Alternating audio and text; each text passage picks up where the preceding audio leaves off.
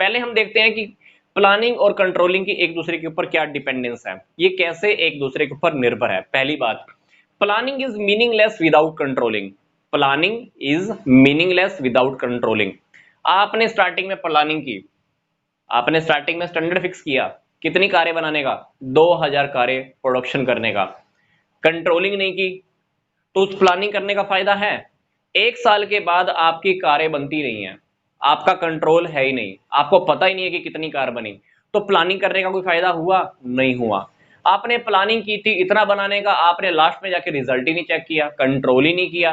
Control नहीं किया तो क्या होगा? पूरा साल आपने कंट्रोल ही नहीं किया, पूरा साल आपने यही नहीं चेक किया कि वर्कर काम कर रहे हैं कि नहीं कर रहे हैं, जिस स्पीड से काम होना चाहिए वो हो रहा है कि नहीं हो रहा है, आपके रिसोर्सेज का यूटिलाइजेशन हो रहा है कि नहीं हो रहा है। आपने कंट्रोल ही नहीं किया, कंट्रोल नहीं किया तो सारा का सारा काम आपका धारा का धारा रह जाएगा, जो भी आपने प्लानिंग की वो सारी की सारी वेस्ट चली जाएगी। क्योंकि प्लानिंग में तो हम पता नहीं क्या क्या करते हैं, पर बात आती है कंट्रोल करने की। अगर कंट्रोल ही नहीं करते हैं, लास्ट में आके हम ये चेक ही नहीं करते हैं कि जो मैंने स्टैंडर्ड फिक्स किया था उसके अकॉर्डिंग काम हुआ या नहीं हुआ है, आप कंट्रोल ही नहीं करते हो, तो बताओ आपका प्लानिंग का कोई मतलब रह जाएगा? नहीं रह जाएगा। इसलिए पहली बात क्या आती है कि प्लानिंग मीनिंगलेस है, प्लानिंग का कोई मतलब नहीं रह जाता अगर आप कंट्रोलिंग ही नहीं करते हो तो इसलिए अगर आपने प्लानिंग की है तो लास्ट में कंट्रोल का होना बहुत जरूरी है। इसलिए प्लानिंग और कंट्रोलिंग एक दूसरे के ऊपर डिपेंड करते हैं। दूसरी बात, controlling is blind without planning. Controlling अंधा है, कंट्रोलिंग अंधा है प्लानिंग के बिना। अगर मान ले हमने स्टैंडर्ड ही फिक्स नहीं किए, स्टार्टिंग में मान लो हमने स्टैंडर्ड ही नहीं फिक्स किए, तो बताओ कंट्रोल किस चीज का करोगे? आपने सड़क पर चलने से पहले ये डिसाइड ही नहीं किया, प्लान ही नहीं किया कहां जाना था, कहां पहुंचना है, तो काहे का कंट्रोल करोगे? कौन से रास्ते की ओर निकलोगे? आपको पता ही नहीं है।